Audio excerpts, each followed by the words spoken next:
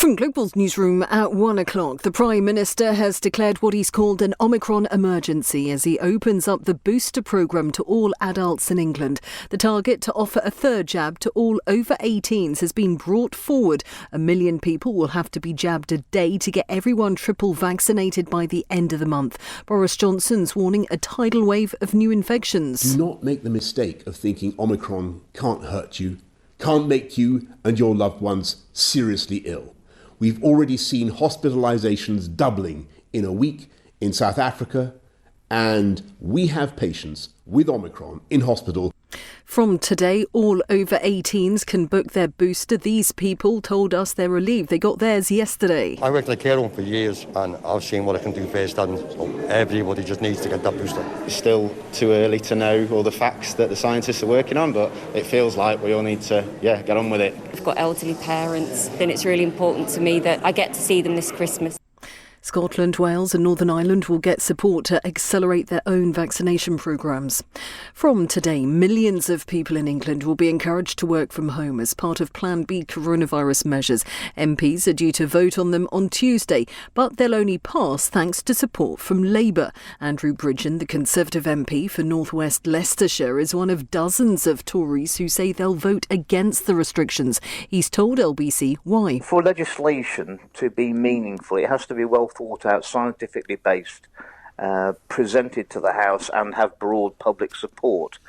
I'm not convinced that Plan B has any of those components of successful legislation.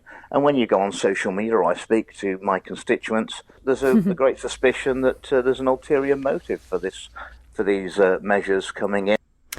The Czech Foreign Minister has tweeted to say a body found in a south-east London park is that of missing nursing assistant Petra Skanova. The 32-year-old was last seen on November the 28th on her way home from work. Authorities in the US state of Kentucky fear they won't find any more survivors from the tornadoes that flattened towns and villages. It's believed more than 100 people have died. Meantime, in the worst-hit city of Mayfield, a spokesperson for the candle factory that was completely destroyed says 8 of their staff have been killed and 8 are still missing.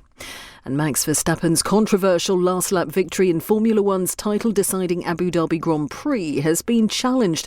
Mercedes aren't happy after their driver, Lewis Hamilton, was overtaken by his championship rival after a late safety car was brought on. Philip Duncan is a Formula One correspondent for PA Sport and told LBC what happened when the drivers were given the all-clear to race again. Ultimately, what happened on the final lap, they were cleared to go racing. Verstappen was allowed to get right on Hamilton's gearbox after 4 lapped cars were told to get out of the way. So ultimately, it was a straight shootout to the line with just 1 lap left. Verstappen was on fresher tyres, and he managed to make the move stick on Hamilton to ultimately win the title, win his first title, and stop Hamilton from winning an 8th.